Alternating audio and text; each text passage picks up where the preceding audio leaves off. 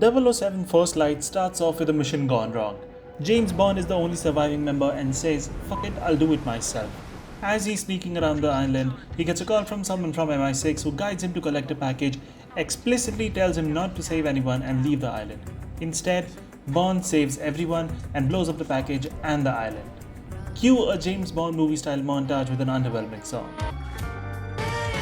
Oh boy, Bond is in big trouble. Moneypenny takes our boy to see M, who berates him, then promptly offers him a job in the new 00 program with terrible pay, completely in line with 2026. Bond joins his mentor, Greenway, and the other 6 recruits who have a mixed reaction to his presence in Malta. Bond then gets his ass beat, and 2 of his seniors, Cressida and Monroe, are tasked with bringing him up to speed in the new 00 program. Monroe teaches him the basics of CQC, and Cressida... Sorry, where was I?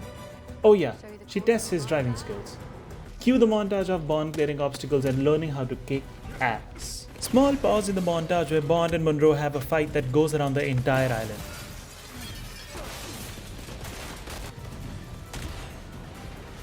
They kiss and make up, and Bond passes his basic training. M takes him to see Thea, an AI supercomputer that is responsible for all the major successes MI6 has experienced in her tenure. Moneypenny then takes Bond to roam around Q's lab, introduces him to Q, who gives him a new watch. Pick one. Now you get a new. Bond then goes off to meet his new roommates Cressida and Monroe and selects a cool-ass poster. The trio then return to Malta to take part in a capture the flag test. Cue the montage once again where Bond sets up Cressida and Monroe to get the flag again and again. The gang then goes to a nightclub where they're assigned a mission and everyone gets a different task. Bond accidentally manages to impress a girl by saying nonsense before meeting the person he was supposed to. He then assigns him to collect a package, but before Bond can do that, he stops to take a look at the immaculate lighting of the game. He then fights the boyfriend of the girl he accidentally hit on, meets Jacksepticeye, goes into the VIP area, manages to get the phone of the target hacked, goes to negotiate the package, and gets into another brawl. The next morning, all candidates of the new 00 program are tasked with locating 009, a former agent gone rogue. Greenway continues to hate on Bond, and off they go to the mission location, with Bond acting as a driver who drops off Cressida and Monroe so they can spectate a chess match.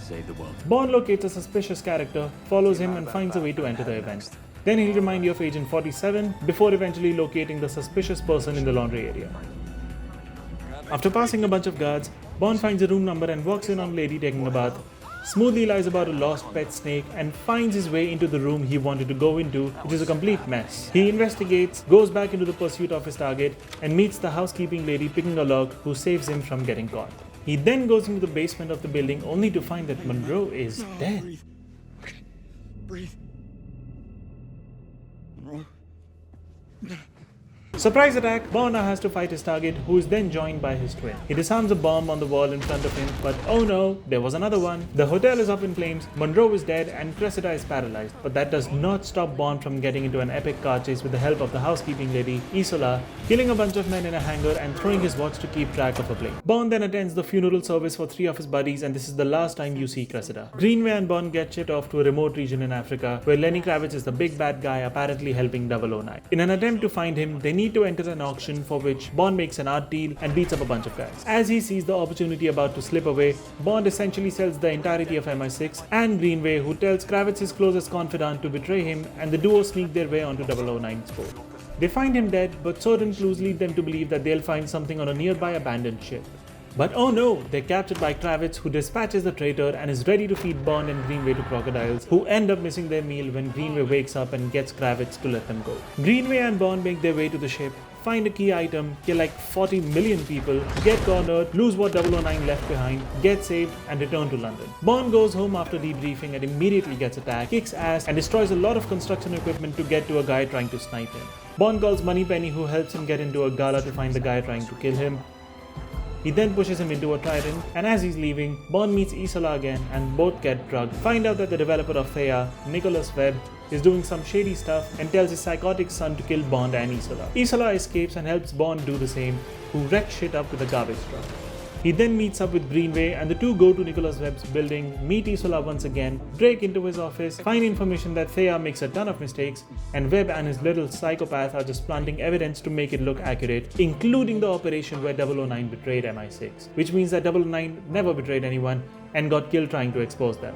Greenway and Bond get caught by Webb but break out of the building and return to MI6. Moneypenny leads Bond to a room that is out of sight, out of mind. M tells Bond how stupid he and Greenway were to not only break into the building of MI6's closest partner, but leave with no evidence. Moneypenny then sends Bond to a beautiful place in Vietnam where he has to put a liquid tracker on 3 people as they are targeted by Damien Webb, a little psycho, in an attempt to plant more evidence to make Thea look favorable. In classic fashion, Bond sleeps with the beautiful lady who is the first one to get captured by Damien. Bond saves her and another target and kills the twin of the guy who tried to snipe Bond. A blast knocks Bond out and he wakes up bound by Damien, who tries to kill him in a terrible way.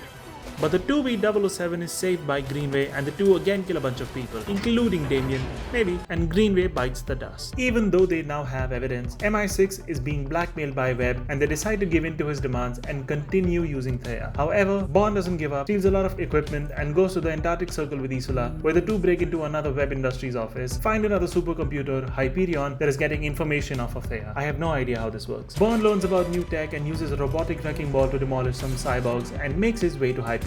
Webb confronts Bond, who gets shot by Isola, who, surprise surprise, betrays Bond. Who could have seen that coming? She steals Hyperion's core and Bond chases after her and shoots the core. The two get arrested by MI6 and are kept at the HQ, which is attacked by unknown assailants. Their cells open, Isola runs away and Bond goes to Thea, where Q and Moneypenny are being held hostage by Damien, who steals Thea's core. He then fights his minions and uses the Batmobile to finish them off. Bond and Damien have a showdown and they're about to drown with Thea's core, which is saved by Isola, who also saves Bond and runs away with the core. Then Bond and M go to pay their respects to Greenway at his grave. M tells Bond he is the first successful candidate of the new 00 program, but Bond wants to be known as 007.